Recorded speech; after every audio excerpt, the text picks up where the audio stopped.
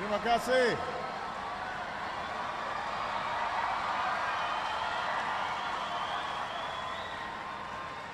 Terima kasih. Thank you so much. Thank you, everybody. Selamat pagi.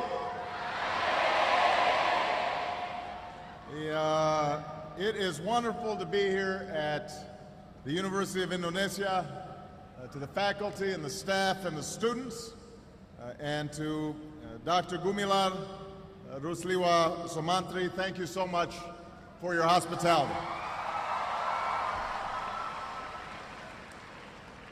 Assalamualaikum dan salam sejahtera. Thank you for this wonderful welcome. Thank you to the people of Jakarta and thank you to the people of Indonesia. Pulang kampung nih.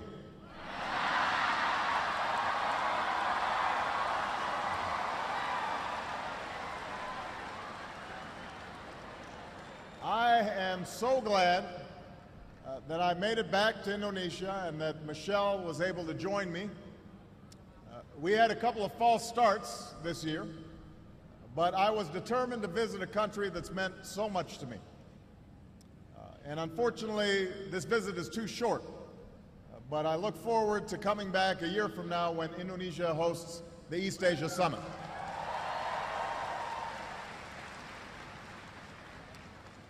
Before I go any further, I want to say that our thoughts and prayers are with all of those Indonesians who are affected by the recent tsunami and the volcanic eruptions, particularly those who've lost loved ones and those who've been displaced.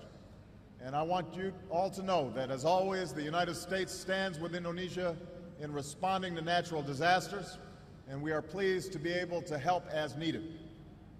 As neighbors help neighbors and families take in the displaced, I know that the strength and the resilience of the Indonesian people will pull you through once more. Let me begin with a simple statement. Indonesia bagian dari diri saya.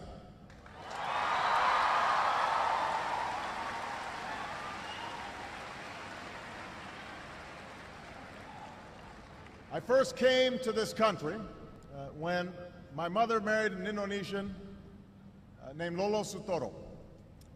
And as a young boy, I was coming to a different world. But the people of Indonesia quickly made me feel at home. Jakarta looked very different in those days. The city was filled with buildings that were no more than a few stories tall. This back in 1967, 68, most of you weren't born yet.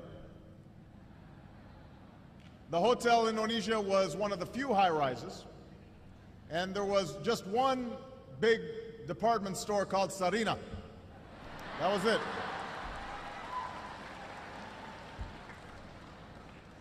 Becaks and Bemos, that's how you got around. They outnumbered automobiles in those days. And you didn't have all the big highways that you have today. Most of them gave way to unpaved roads and the kampongs. So we moved to Menteng Dalam, where, hey, some folks from Menteng Dalam right here.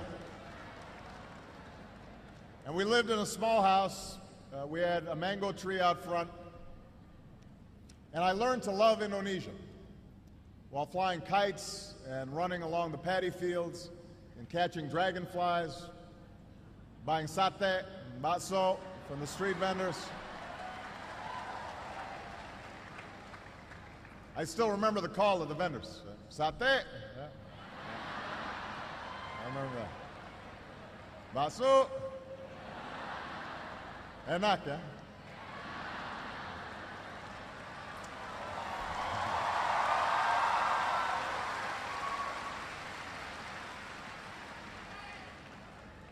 But most of all, I remember the people.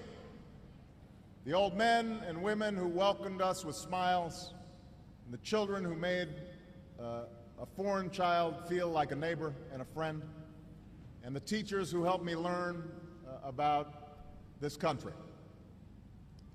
Because Indonesia is made up of thousands of islands and hundreds of languages and people from scores of regions and ethnic groups. My time here helped me appreciate the common humanity of all people. And while my stepfather, like most Indonesians, was raised a Muslim, he firmly believed that all religions were worthy of respect. And in this way,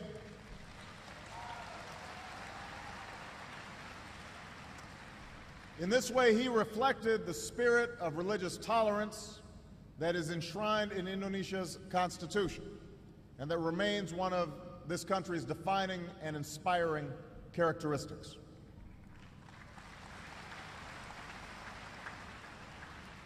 Now, I stayed here for 4 years, a time that helped shape my childhood, a time that saw the birth of my wonderful sister, Maya, a time that made such an impression on my mother that she kept returning to Indonesia over the next 20 years to live and to work and to travel and to pursue her passion of promoting opportunity in Indonesia's villages, especially opportunity for women and for girls. And I was so honored. I was so honored when President Yudhoyono last night at the state dinner presented an award on behalf of my mother, recognizing the work that she did. And she would have been so proud because my mother held Indonesia and its people very close to her heart for her entire life.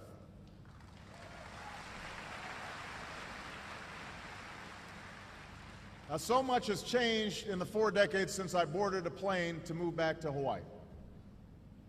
If you asked me or any of my schoolmates who knew me back then, I don't think any of us could have anticipated that one day I would come back to Jakarta as the President of the United States.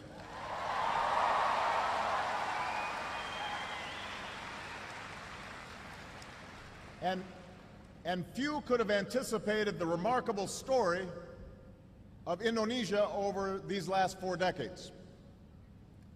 The Jakarta that I once knew has grown into a teeming city of nearly 10 million, with skyscrapers that dwarf the Hotel Indonesia, and thriving centers of culture and of commerce.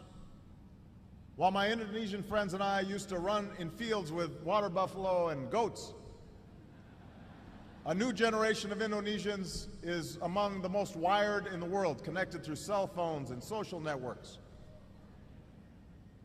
And while Indonesia, as a young nation focused inward, a growing Indonesia now plays a key role in the Asia-Pacific and in the global economy.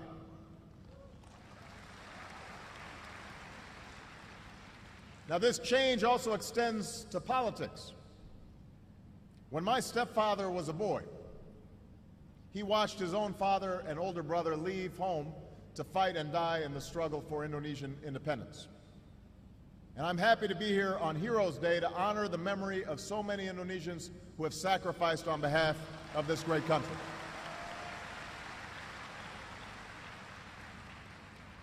When I moved to Jakarta, it was 1967, and it was a time that had followed great suffering and conflict in parts of this country.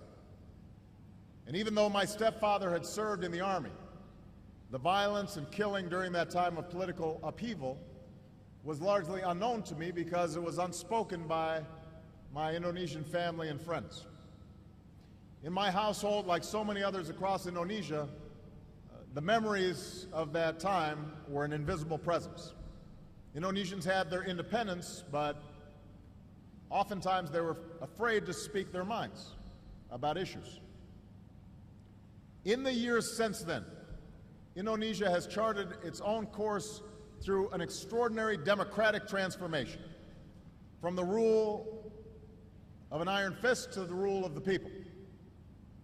In recent years, the world has watched with hope and admiration as Indonesians embraced the peaceful transfer of power and the direct election of leaders. And just as your democracy is symbolized by your elected president and legislature, your democracy is sustained and fortified by its checks and balances. A dynamic civil society, political parties and unions, a vibrant media, and engaged citizens who have ensured that in Indonesia there will be no turning back from democracy. But even as this land of my youth has changed in so many ways, those things that I learned to love about Indonesia, that spirit of tolerance that's written into your Constitution, symbolized in mosques and churches and temples standing alongside each other, that spirit that's embodied in your people, that still lives on.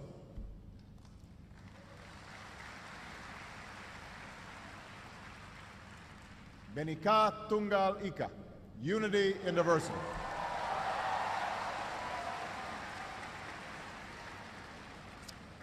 This is the foundation of Indonesia's example to the world. And this is why Indonesia will play such an important part in the 21st century. So today, I return to Indonesia as a friend, but also as a president who seeks a deep and enduring partnership between our two countries.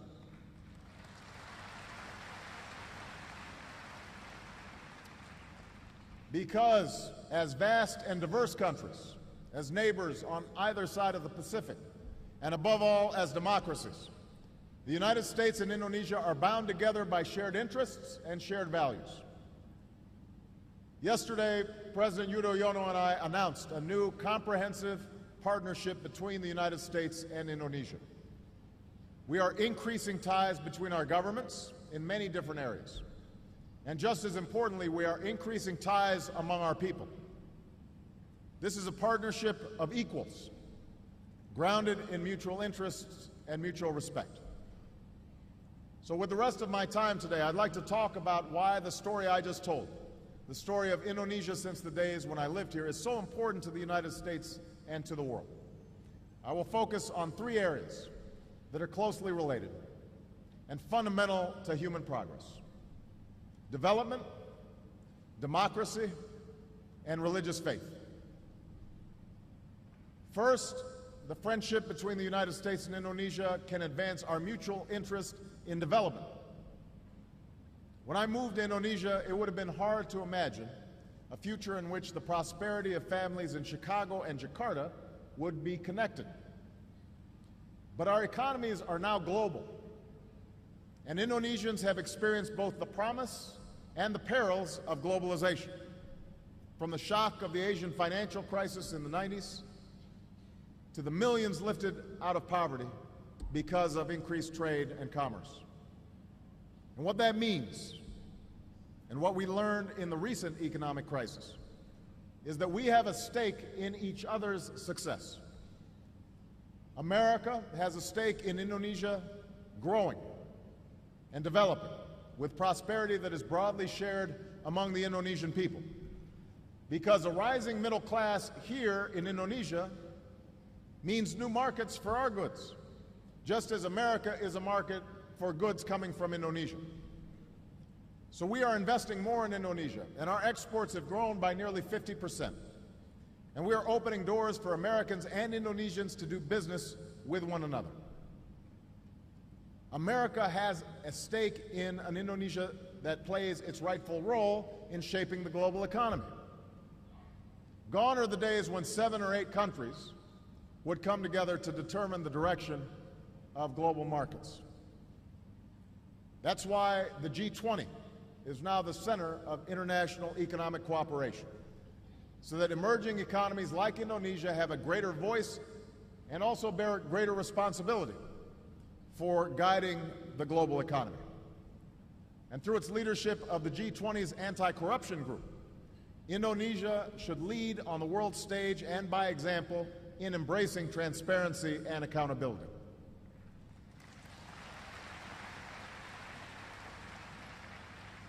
America has a stake in an Indonesia that pursues sustainable development, because the way we grow will determine the quality of our lives and the health of our planet.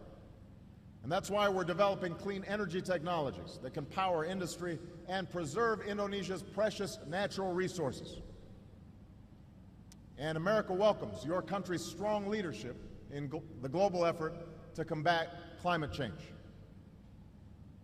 Above all, America has a stake in the success of the Indonesian people. Underneath the headlines of the day, we must build bridges between our people because our future security and prosperity is shared. And that is exactly what we're doing by increasing collaboration among our scientists and researchers and by working together to foster entrepreneurship. And I'm especially pleased that we have committed to double the number of American and Indonesian students studying in our respective countries.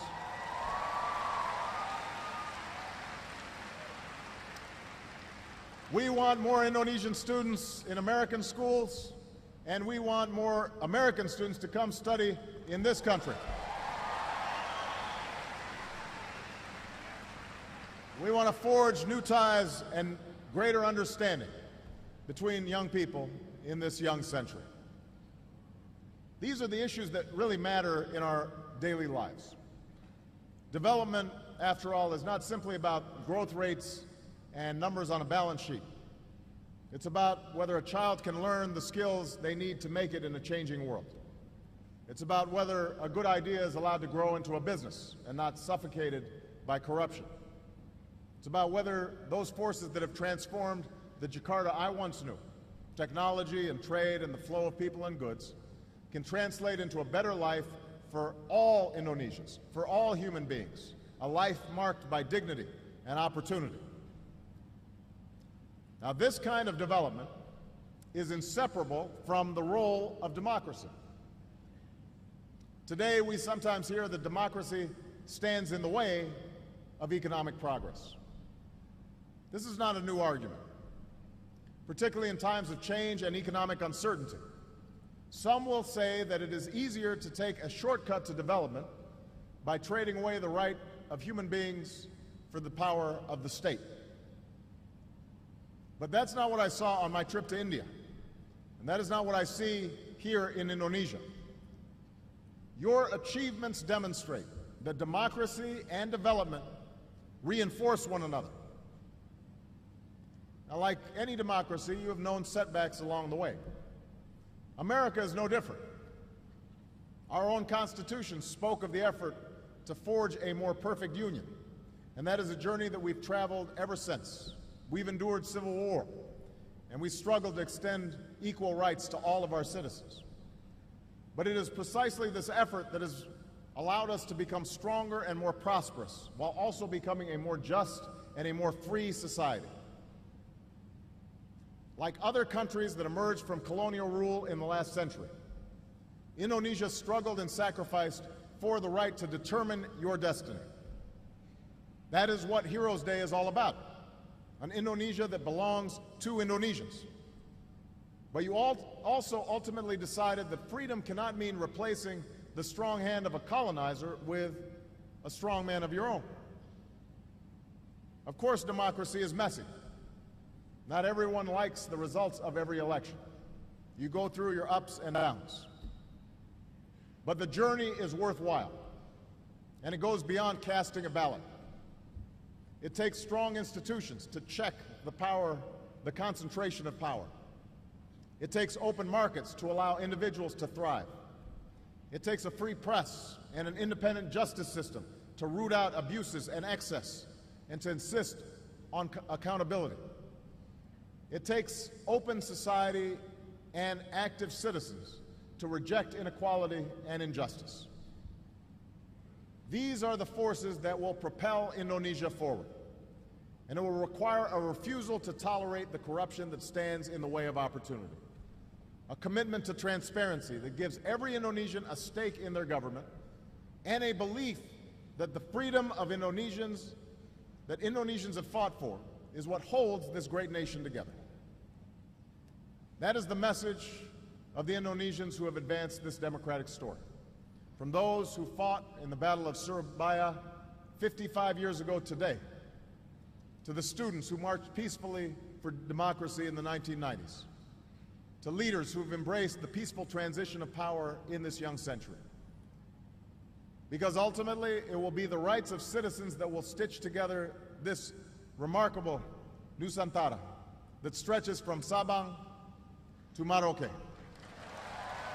On insistence an insistence that every child born in this country should be treated equally, whether they come from Java or Aceh, from Bali or Papua, that all Indonesians have equal rights. That effort extends to the example that Indonesia is now setting abroad. Indonesia took the initiative to establish the Bali Democracy Forum, an open forum for countries to share their experiences and practices in fostering democracy. Indonesia has also been at the forefront of pushing for more attention to human rights within ASEAN. The nations of Southeast Asia must have the right to determine their own destiny, and the United States will strongly support that right. But the people of Southeast Asia must have the right to determine their own destiny as well. And that's why we condemned elections in Burma recently that were neither free nor fair. And that is why we are supporting your vibrant civil society in working with counterparts across this region. Because there's no reason why respect for human rights should stop at the border of any country. Now, hand in hand, that is what development and democracy are about. The notion that certain values are universal.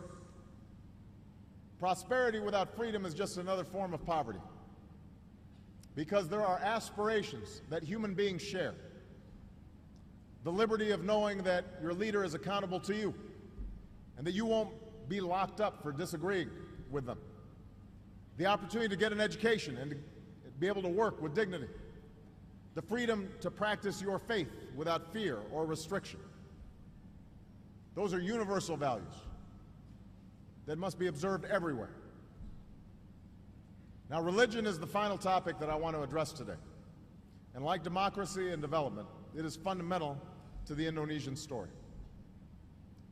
Like the other Asian nations that I'm visiting on this trip, Indonesia is steeped in spirituality, a place where people worship God in many different ways.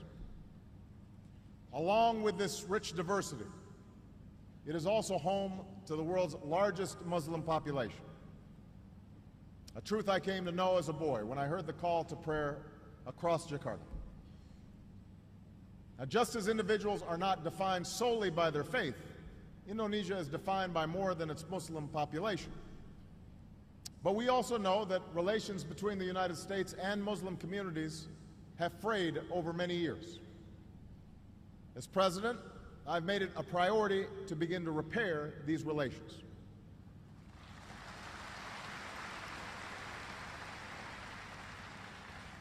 As part of that effort, I went to Cairo last June, and I called for a new beginning between the United States and Muslims around the world, one that creates a path for us to move beyond our differences.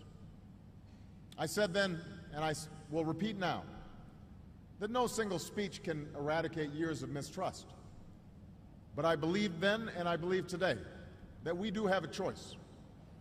We can choose to be defined by our differences and give in to a future of suspicion and mistrust. Or we can choose to do the hard work of forging common ground and commit ourselves to the steady pursuit of progress. And I can promise you, no matter what setbacks may come, the United States is committed to human progress. That is who we are, that is what we've done, and that is what we will do.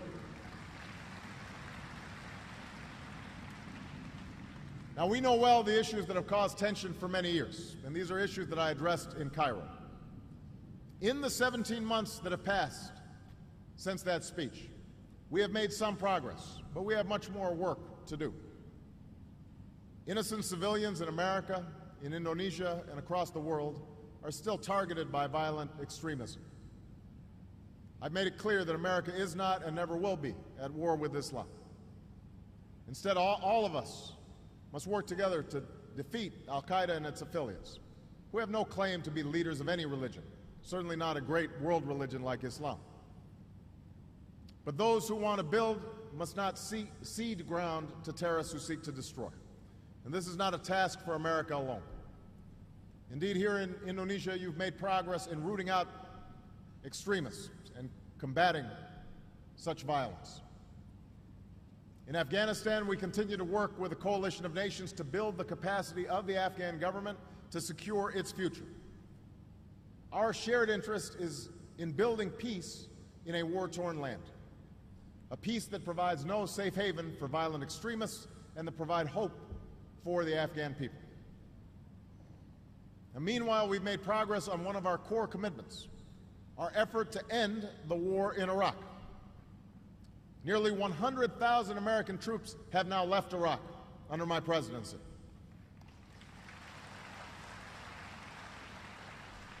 Iraqis have taken full responsibility for their security, and we will continue to support Iraq as it forms an inclusive government, and we will bring all of our troops home. In the Middle East, we have faced false starts and setbacks, but we've been persistent in our pursuit of peace.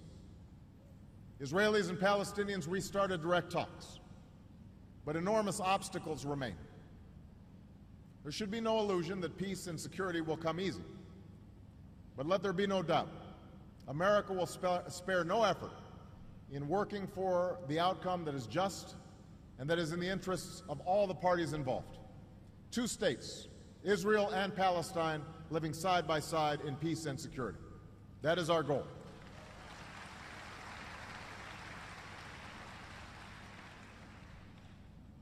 The stakes are high in resolving all of these issues.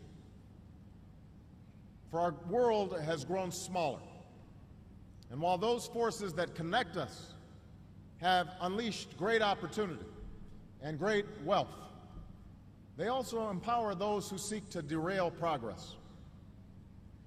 One bomb in a marketplace can obliterate the bustle of daily commerce.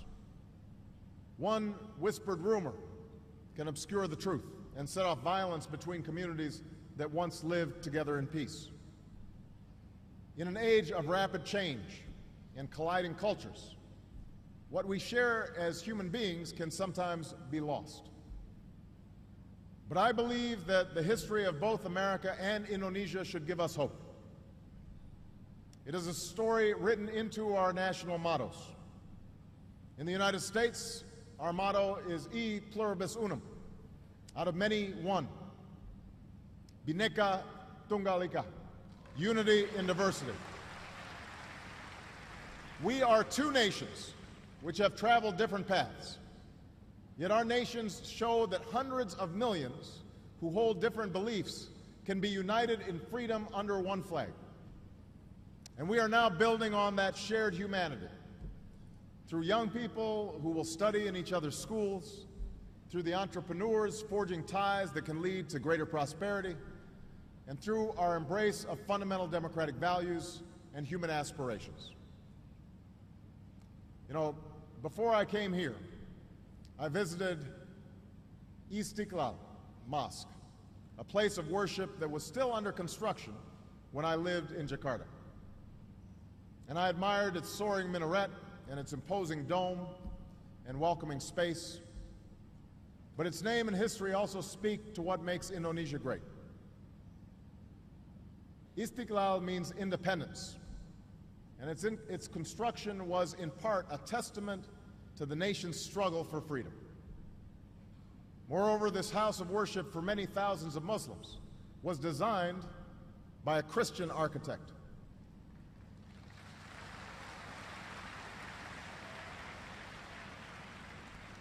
Such is Indonesia's spirit. Such is the message of Indonesia's inclusive philosophy, Pancasila. Across an archipelago that contains some of God's most beautiful creations, islands rising above an ocean named for peace, people choose to worship God as they please. Islam flourishes, but so do other faiths. Development is strengthened by an emerging democracy. Ancient traditions endure even as a rising power is on the move. This is not to say that Indonesia is without imperfections. No country is. But here we can find the ability to bridge divides of race and region and religion, that ability to see yourself in other people. As a child of a different race who came here from a distant country, I found this spirit in the greeting that I received upon moving here. Selamat datang. As a Christian visiting a mosque on this visit, I found it in the words of a leader who was asked about my visit and said, Muslims are also allowed in churches. We are all God's followers. That spark of the divine lives within each of us. We cannot give in to doubt or cynicism or despair. The stories of Indonesia and America should make us optimistic because it tells us that history is on the side of human progress, that unity is more powerful than division, and that the people of this world can live together in peace. May our two nations, working together with faith and determination, share these truths with all mankind. Sebagai penutup, saya mengucapkan kepada seluruh rakyat Indonesia. Terima kasih atas. Terima kasih. Assalamualaikum. Thank you.